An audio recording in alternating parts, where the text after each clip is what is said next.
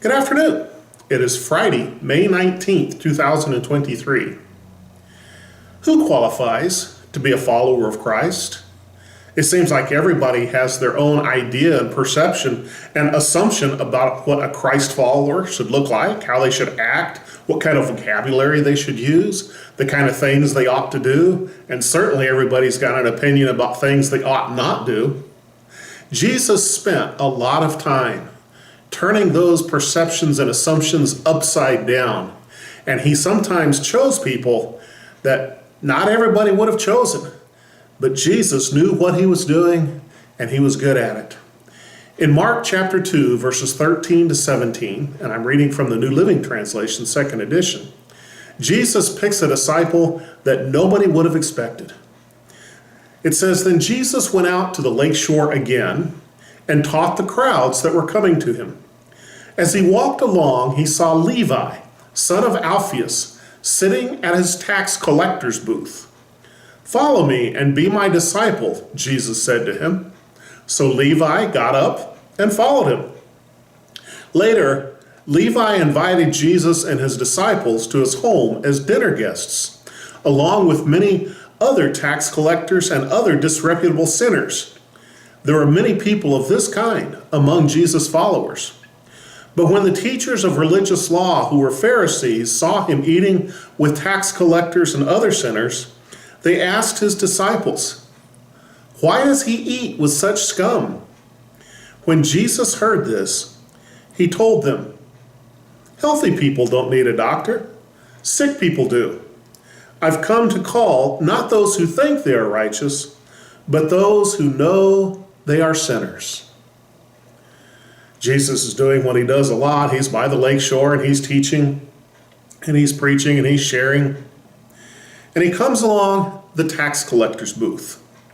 And it's manned by a guy who Mark calls Levi. Other gospels also refer to him as Matthew. And he's at the tax collector's booth. Now, the taxes being collected were for the Roman government. And so that means Levi is a Jewish man who's collaborating with the Roman government to take taxes from his fellow Jewish people. You can imagine that doesn't make him a lot of friends among the standard people. And the way those tax collector booths worked was they were set up on a road, and if you went through the road, they would assess you taxes based upon what you were carrying with you. If you're wealthy, you're going to get taxed pretty good. If you had a cart with farm equipment and farm produce in it, you're going to get taxed for that. If you've got an animal, you're going to get taxed for your animal. If you've got lots of clothes, you're going to get taxed for your clothes. And he's got a couple of Roman soldiers standing next to him to put a little oomph in the request for the taxes.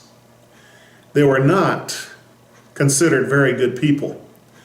They were considered traitors to their own people, the Jews. They were considered untrustworthy by the Romans because the soldiers didn't just watch the tax collector. They watched, the people. They watched the tax collector as well. And so it was just an ugly, corrupt system. And often those positions of tax collector and collaborators were purchased to the best and highest bidder by a corrupt official. Just the whole system was ugly. And Jesus goes up to this man, this Levi, this tax collector, this collaborator, and he says, "Come follow me. Be my disciple." Jesus invited him. How precious it is that Jesus extends the invitation. No matter who we are or what we've done, or how bad we've been, or how bad we are being, Jesus extends the invitation. "Follow me, be my disciple." And Levi got up and left his tax booth and followed him as he went down the seashore, down the road, teaching and preaching as he went. But later that night, when they all went home for the evening, Levi invited Jesus and his disciples to come over to his house for dinner. He's having a dinner party, and he wants his friends and his family to meet Jesus. And oh, they're a bunch of disreputable sinners. that gathered together to hear Jesus, because forgiveness is sweet. And they've got a whole crowd of people who are loving to hear the words of love and forgiveness and compassion from Jesus. But then here come the Pharisees, the best killjoys history's ever provided. And so they start trying to instigate with the disciples, because they know better than to try and take on Jesus. So they start hinting with the disciples, hey, do you know he's with a bunch of sinners? How come your master hangs out with the bad people? But before they got a chance to plant that seed of doubt in the disciples, Jesus, knowing their thoughts, says, hey guys, it's not the well who go to a doctor, it's the sick people who go see a doctor. Just like here, it's not the righteous people and the people that think they're righteous that I've come to talk to. It's those who know they're sinners, who need the forgiveness that God gives. And that's who I've come to talk to. We've not come for the righteous, but for the sinners. So what do?